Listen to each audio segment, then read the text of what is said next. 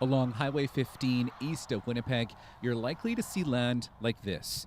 Wetlands with cattails and tall grass dotting the landscape amongst farmland to the west and forest to the east.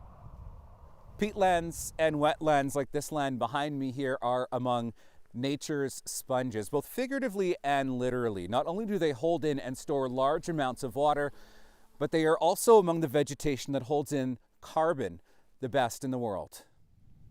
But peat is also highly sought after commercially.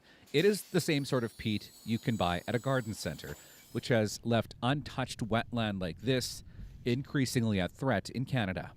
Wetlands are one of those kind of habitats that we are losing. Tim Teedart is with the Nature Conservancy of Canada. It has been trying to make sure peatland and wetlands like these are preserved and restored. Within Canada, that we've lost about 70% of wetlands in the southern portion of the country, kind of where the majority of the population lives.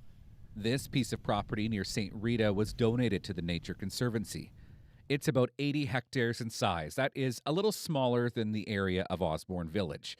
A drop in the bucket considering the Nature Conservancy looks after some 10,000 hectares of wetland in Manitoba alone.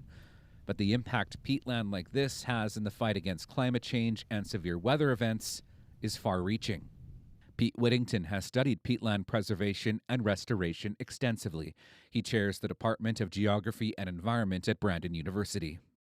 Peatlands, despite covering 3% of the Earth's surface, store twice as much carbon as all of the world's forests combined. So they are an enormously dense carbon store. Not only does it store carbon, but peatland like this can hold and store a vast amount of excess moisture, key in times of severe weather. Both Whittington and Teedart acknowledge that even with its unique climate change fighting properties, there needs to be a balance to find between peat extraction and the jobs that come with it and the preservation of a natural resource. There's always a balance, right? People, economy, and nature. But this piece of wetland is now safe from development. The Nature Conservancy will inventory the plant and animal life in this plot of land in the spring.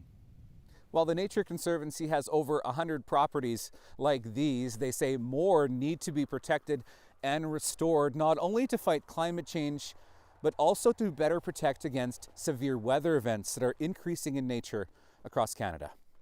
Riley Lachuk, CBC News, near St. Rita, Manitoba.